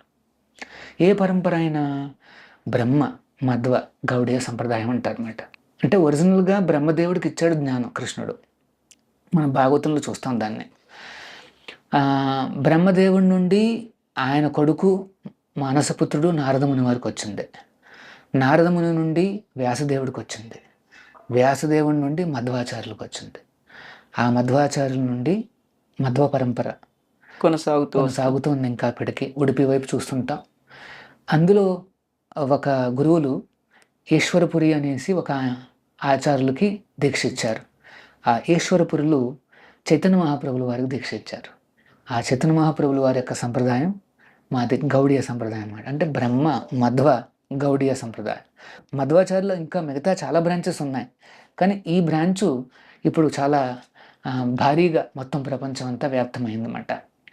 సో అలాగే అమ్మవారి ద్వారా లక్ష్మి, ఆమె కూడా ఆది గురువుగా ఆమె కూడా ఒక పరంపర వచ్చింది. దాన్ని శ్రీ సంప్రదాయం అంటారు, శ్రీ వైష్ణవ సంప్రదాయం అంటారు అన్నమాట.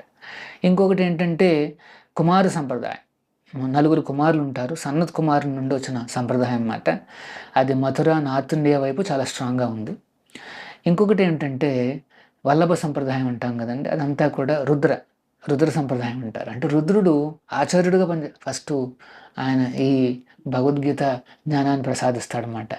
ఆ సంప్రదాయంలో వచ్చే వాళ్ళు కూడా ఒక సంప్రదాయం అన్నమాట. విష్ణుస్వామి సంప్రదాయం అంటారు అన్నమాట.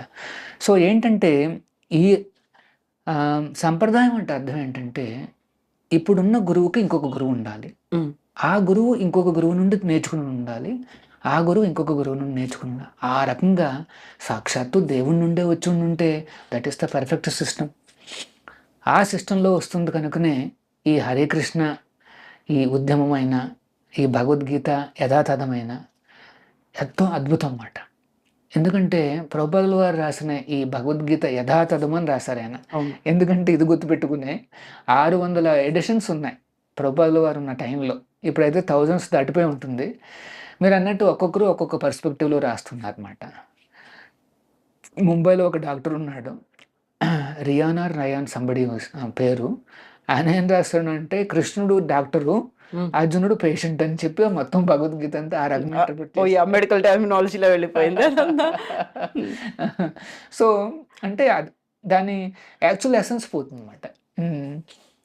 ఇప్పుడు చెట్టుకి ఎన్నో ఫలాలు ఉన్నాయి, కానీ రూట్ని మర్చిపోకూడదు. భగవద్గీతకు రూట్ ఏమిటంటే కృష్ణుడు. చూడండి, కృష్ణుడు లేని భగవద్గీతకి అర్థం లేదు, అంటే రాముడు లేని రామరాజ్యానికి అర్థం లేదు అన్నమాట. సో రాముడు రావాలి, అప్పుడే రామరాజ్యం వస్తుంది. అలాగే కృష్ణుడు ఉంటేనే కానీ భగవద్గీత ఉండదు అన్నమాట. సో అందుకనే ప్రభుపాదుల వారు రాసిన ఈ భగవద్గీత, దాని ఆధారిత పుస్తకాలన్నీ చూస్తే 60 కోట్ల కాపీలండి ఇప్పటికి మొత్తం ప్రపంచంలో అంతా తీసుకున్నారు అన్నమాట, చదువుతున్నారు అంతమంది. అన్ని కుటుంబాల్లోనూ లేదా అన్ని చేతుల్లోనూ ఉన్నాయన్నమాట 60 కోట్లు. ఇంకా ఎటువంటి ఏమంటారు, స్పిరిచువల్ లిటరేచర్స్లో there is no other literature like this. రిలీజియస్గా కొన్ని పోతూ ఉంటాయి, but in terms of the spirituality, universal principles, ఈ భగవద్గీత ఇది అద్భుతం అన్నమాట. ఒక 60 కోట్ల కాపీస్ అన్నమాట. ఇప్పుడు యాక్చువల్గా ఇది గీతా జయంతి సందర్భంగా ఈ 2 నెలల్లో కూడా మీరు చాలామంది ఇస్కాన్, హరికృష్ణ డివోటీస్ అన్ని చోట్లకు వెళ్ళి ఈ భగవద్గీతను ఇవ్వడం చూస్తుంటారు. విలేజెస్ కూడా వెళ్తుంటారు, కాలేజెస్కి వెళ్తుంటారు, అన్ని రకాల ఇన్స్టిట్యూషన్కి వెళ్తుంటారు, డోర్ టు డోర్ వెళ్తారు. సో మీ దగ్గరికి వచ్చినప్పుడు కొద్దిగా పేషెంట్గా మీరు వాళ్ళని రిసీవ్ చేసుకోండి. కొంతమంది యంగ్స్టర్స్ ఉంటారు, వాళ్ళకి అర్థం కాకపోవచ్చు పెద్దగా.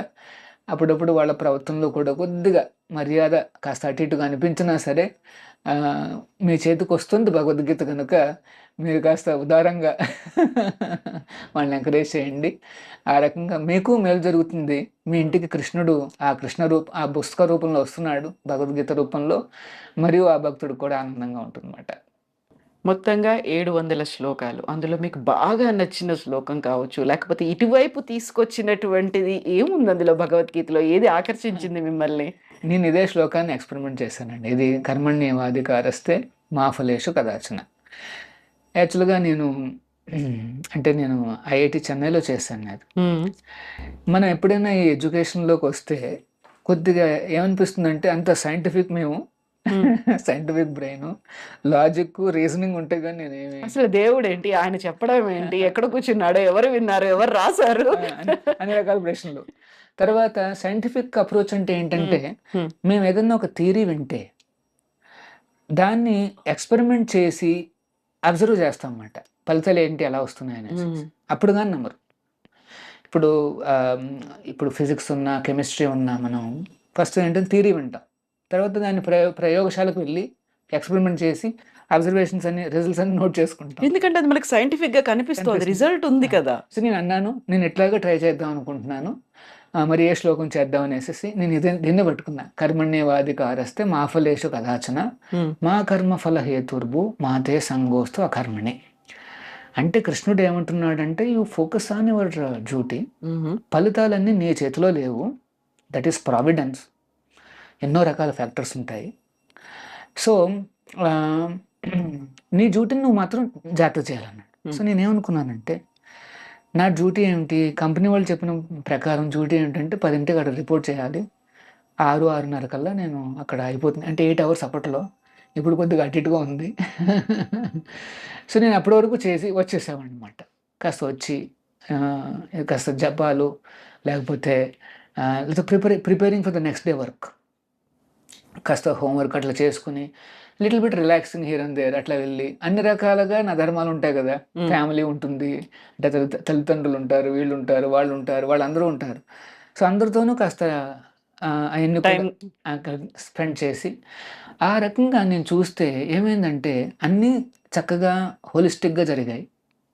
ప్లస్ 6 నెలల తర్వాత మాకు ఆ ప్రమోషన్కి, రిజల్ట్స్కి అనౌన్స్మెంట్ వచ్చింది. నా ఫ్రెండ్స్ అందరూ కూడా చాలా కష్టపడి మిడ్ నైట్ వరకు కూడా ఆ ల్యాంపులన్నీ బర్న్ చేసేసి, ఆయిల్నన్నీ చేసేసిన వాళ్ళు కూడా ఉన్నారు. నేను చక్కగా 7ంటికల్లా అక్కడ బయలుదేరిపోవడము, లేదా 6:30 కల్లా బయలుదేరిపోవడం, ఇక్కడికి వచ్చేయడము, తర్వాత అంతా అని చేశాను. There also smart people, there also from IITs and all those things. So చూసిన తర్వాత వాళ్ళ పేర్లు ఉన్నాయి, నా పేరు కూడా ఉంది. డిఫరెన్స్ ఏం కనిపించలేదు. కానీ వాళ్ళు ఏం చూసారంటే, నాలో యు ఆర్ మోర్ అటెంటివ్ అన్నారు. ఓకే. ఎందుకంటే నాకు అర్థమైందన్నమాట, నేను చేయాల్సిన డ్యూటీ నేను చేయాలి, గట్టిగా ప్రాసెస్ మీద ఫోకస్ చేయాలి. అనేసి నేను డిస్ట్రాక్షన్స్ తగ్గించేసుకున్నాను అనమాట. ఉమ్. అప్పుడప్పుడు బ్రేక్స్ అనేసి వెళ్ళిపోతుంటారు నా కొలీగ్స్. ఒక్కొక్క బ్రేక్ 15 నిమిషాలు తీసుకుని వస్తుంటారు. నేను ఆ బ్రేకులన్నీ బంద్ చేసేసా. ఫోకస్ చేశాను అనమాట దాని మీదే. ఉమ్. సో నాకేంటంటే పని అయిపోయేది అనమాట. యాక్చువల్గా స్పీకింగ్ మేబీ సేమ్ అవర్స్ వాళ్ళు స్పెండ్ చేసి ఉంటారు, నేను స్పెండ్ చేసి ఉంటాను. But I looked more focused అనమాట. ఆ రకంగా నేను చేయడంతో I felt there's big difference. Work మీద చేస్తున్న కొద్దీ సేమ్ అవుతుందంటే నెక్స్ట్ స్టెప్ అనేది వచ్చేస్తుంటుంది మైండ్లోకి. అది చేసుకుంటూ వెళ్ళిపోవచ్చు అనమాట. ఇంకా లంచ్ బ్రేక్ ఒక 45 నిమిషాలు 50 నిమిషాలు అంటే అందరికీ ఒక పండగలాగా ఉంటుంది అనమాట. ఎందుకంటే దే కెన్ మూవ్ అరౌండ్. నేను మాత్రం జస్ట్ 10 మినిట్స్ అటు 15 మినిట్స్ చేసేసుకుని again I use to focus on the work. అప్పుడు అడిగేవారు అనమాట, అంటే ఎవరైనా మేనేజర్ కానీ లేకపోతే సూపర్వైజర్ కానీ వస్తేనే మనం కాస్త అటెంటివ్గా పనులు చేస్తుంటారు అప్పుడప్పుడు. ఈ కర్మయోగి అంటే ఏంటంటే ఈ సెల్ఫ్ డ్రివెన్. నేను చేయాల్సింది ఫుల్గా నేను చేస్తాను. ఐ విల్ టెల్ యూ ఒక ఎగ్జాంపుల్.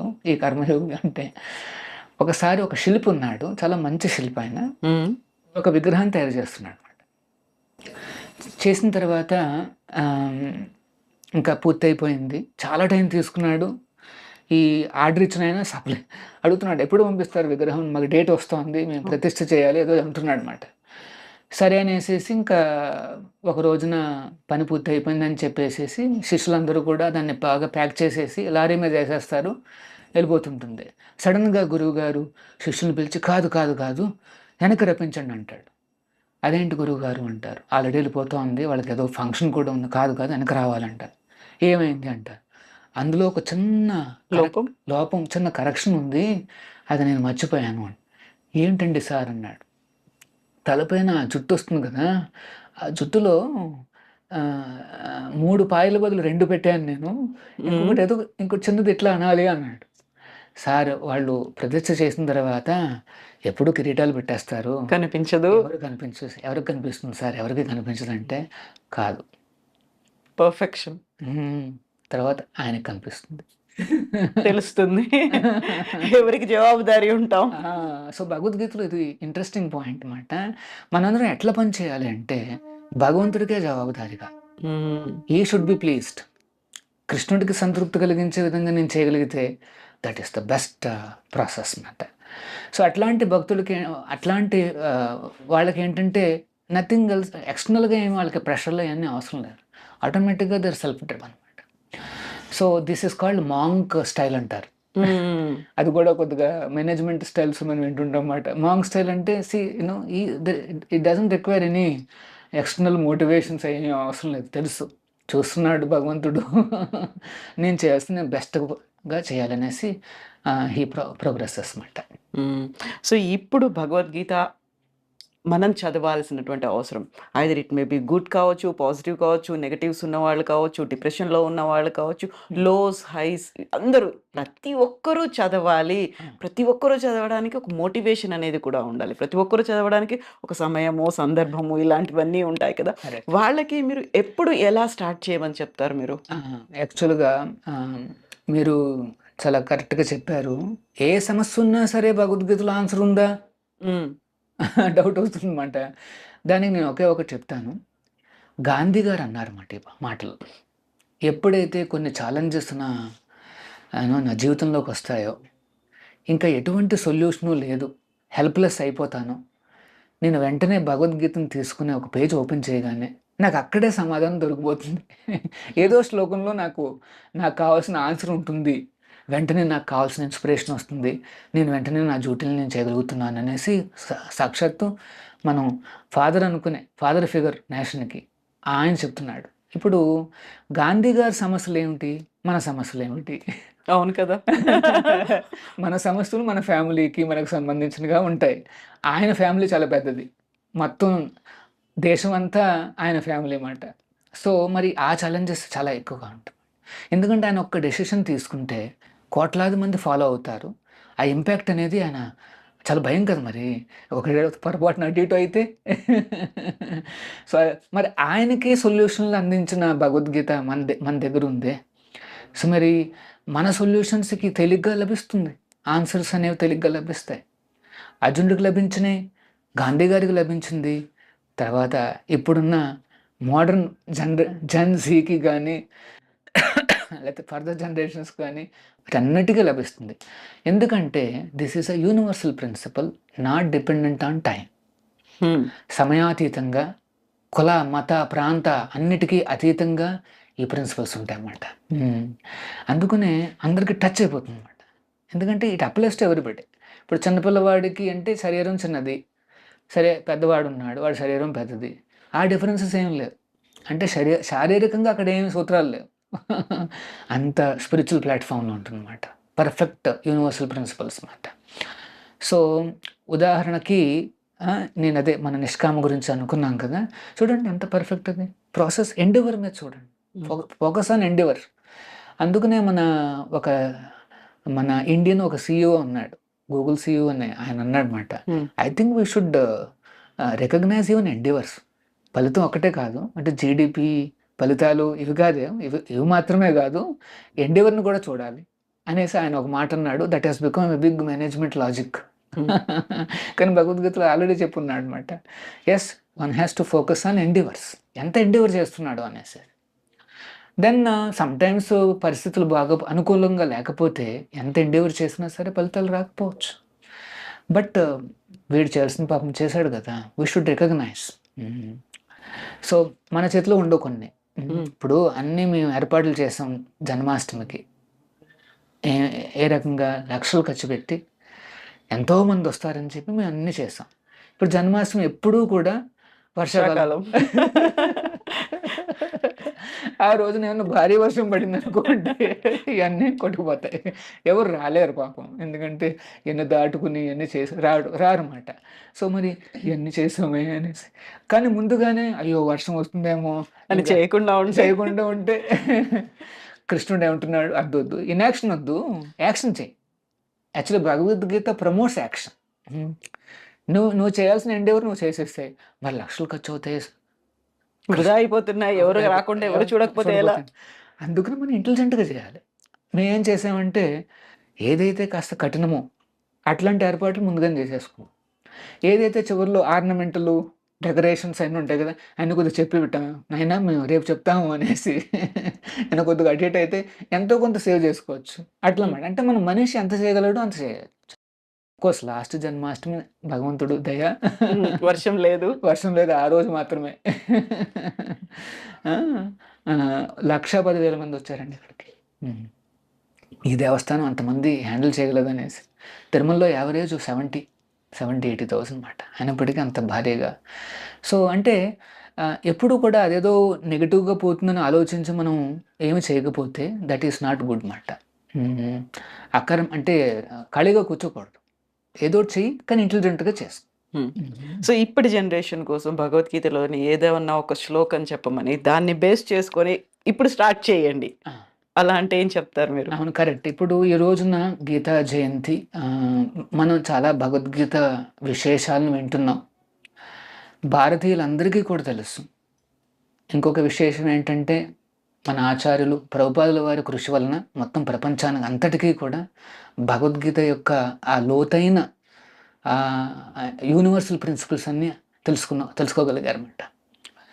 ఇప్పుడు భగవద్గీత అనేది భారతదేశం నుండి ఇవ్వబడిన ఒక అత్యద్భుతమైన గిఫ్ట్ మాట. ఒక మానవాళికి ఇచ్చిన గిఫ్ట్ అది మన భారతదేశం నుండి వచ్చింది. సో మనం అందరం కూడా భారతదేశంలో పుట్టడం అనేది అదృష్టం. ఎందుకంటే ఇక్కడ భగవద్గీత మనకు చిన్నప్పటి నుండి అవైలబుల్. అక్కడికి ఏంటంటే ఆచార్యుల వారు తీసుకెళ్లేంత వరకు ఎవరికి నిజమైన భగవద్గీత చేరలేదు. సో మరి ఇట్లాంటి అదృష్టం ఉన్న ఈ ప్రదేశంలో మనం భారతదేశంలో పుట్టాం. కృష్ణుడు రామచంద్రుడు అంటే మనకు చిన్నప్పటి నుండి పేర్లన్న అలవాట్లు ఉన్నాయి. భగవద్గీతను కూడా చాలాసార్లు విని ఉంటాం. సో పేరు తెలిసినంత మాత్రాన ఆ లోన ఉన్నది మనకు తెలుసు అనేసి అనుకోకూడదు. మైండ్లో అప్పుడప్పుడు ఈ ఇల్యూషన్ వస్తుంది అన్నమాట. పేరు తెలిస్తే ఇంకా అంతా తెలిసినట్టుగా అనిపిస్తుంది మనకి, అని యాక్చువల్గా నిజం కాదు. సో అంటే ఈ హరే కృష్ణ గోల్డెన్ టెంపుల్ తరపున మా యొక్క అడ్వైస్ ఏమిటంటే ప్రతిరోజు జస్ట్ ఒక్క శ్లోకం చదవండి అంతే. ఈ భగవద్గీత యథాతథం కానీ లేకపోతే యాజ్ ఇట్ ఈస్ ఇంగ్లీష్లో యాజ్ ఇట్ ఈస్ కానీ, మీకు పుస్తక రూపం కావాలంటే ఇక్కడ ఉన్నది, ఒకవేళ ఆన్లైన్లో కావాలంటే ఫ్రీగా కూడా చాలా పీడిఎఫ్ ఫైల్స్ ఉంటాయి, మీరు డౌన్లోడ్ చేసుకోవచ్చు. ప్రతిరోజు ఒక్క శ్లోకం చదవండి అంతే. 700 శ్లోకాలు కనుక 2 ఏళ్లకు కంప్లీట్ అయిపోతుంది. ఒకసారి కంప్లీట్ చేస్తారనమాట. But you will transform your life. ఎక్కడో ఏదో పాయింట్ తగులుతుంది, వెంటనే మారిపోతుంది, నీ పర్స్పెక్టివ్ మారిపోతుంది అనమాట. ఓహోహో, this is the higher angle ఉంది. వెంటనే మరి ఆ బెనిఫిట్ ఎంత శ్రమిస్తే వస్తుందండి జనాల్లో. ఇప్పుడు గవర్నమెంట్లు ఎన్నో రకాలుగా ఖర్చులు పెడతారు. ఏంటి, ఆ క్రిమినల్ మెంటాలిటీ తగ్గించాలని, ఎడిక్షన్స్ తగ్గించాలని, ఇవి చేయాలని, చాలా రకాలుగా డి అడిక్షన్ సెంటర్స్, మోటివేషన్ అని కౌన్సిలింగ్స్ అన్నీ ఆటోమేటిక్గా. ఇప్పుడు మా సండే ఇక్కడ ఈవినింగ్ చాలామంది యంగ్స్టర్స్ వస్తారు. వాళ్ళందరూ వచ్చి ఇక్కడ గీతా ఫర్ యూత్ అనేసి మాకు ప్రోగ్రామ్ ఉందన్నమాట. ఎవ్రీ సండే మాకు ఒక 200 మెంబర్స్ దాకా వస్తుంటారు. ఇంకా చాలా ఎక్కువ వస్తారు, కానీ ఇక్కడ మాకు అకామిడేట్ చేసే వెన్యూ లేదు. సో సరే, వాళ్ళు వచ్చినప్పుడు నేర్చుకుని విదిన్ 1 month, విదిన్ 2 months చాలా హ్యాబిట్స్ దే గెట్ రిడ్. ఇవన్నీ మంచిది కాదు అనేసి వాళ్ళే ఇంటర్నల్గా వాళ్ళకి అండర్స్టాండింగ్ వస్తుందన్నమాట. ఇప్పుడు పైనుండి ఎంత ఒత్తిడి చేసినా మారరు జనాలు, కానీ వాళ్ళకి అనిపిస్తే వెంటనే మారిపోతారు అనమాట. So they taste something higher, they taste something Sublime. వెంటనే సమ్ లోవర్ థింగ్స్ ఆటోమేటిక్గా వాళ్ళు వదిలిపెట్టేస్తారు అనమాట. ఏదో ఒకటి ఇవ్వకపోతే ఇది వదిలిపెట్టరు అనమాట. So that is the principle of Bhagavad Gita. Higher taste చూపించి లోవర్ టేస్ట్లన్నీ తీసేయచ్చు. సో మీరందరూ కూడా ఒక్కొక్క శ్లోకం చదవండి, 2 ఏళ్లలోనన్నా పూర్తి చేయగలుగుతారు. మనకి ఈ జన్మలో అదే చాలా పెద్ద అచీవ్మెంట్. అది చేసిన తర్వాత ఇంకొక చిన్న టిప్పు, దేవుణ్ణి తలుచుకునే ఈ మార్గము అదేంటంటే, ప్రతిరోజు కూడా ఈ హరే కృష్ణ మహామంత్రాన్ని జపించండి. హరే కృష్ణ కృష్ణ కృష్ణ హరే హరే, హరే రామ రామ రామ హరే హరే. జపం చేస్తే భగవద్గీత బాగా అర్థం అవుతుంది. భగవద్గీత బాగా అర్థమైతే జపం బాగా వస్తుంది. ఇంటర్లింక్డ్. చక్కగా మీరు ఒక పాజిటివ్ స్పైరల్లో జీవితంలో పైకి వస్తారు. Hare Krishna. Hare Krishna.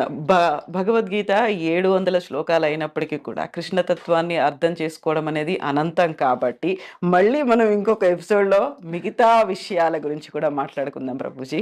Hare Krishna. Hare Krishna.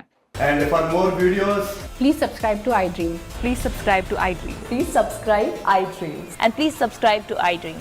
For more videos, subscribe to iDream. please like, share, and subscribe to the channel. Congratulations, iDream. Subscribe to iDream. Subscribe to iDream. So, subscribe to iDream Media. iDream team andarki huge congratulations. Please subscribe iDream Media. Please subscribe to iDream. Subscribe iDream. Please subscribe to iDream. iDream అంటే నా కళల ఛానల్ను subscribe చేసుకున్న నోరు తిరుగుతలేదు, మీరైతే గంట గుర్తు కొట్టండి. For more such videos, please subscribe to iDream. Subscribe to iDream. Please subscribe to iDream. Please subscribe iDream Media. Please do subscribe to iDream. Please subscribe to iDream Media. For best entertainment and information, please subscribe iDream. And don't forget to subscribe to iDream.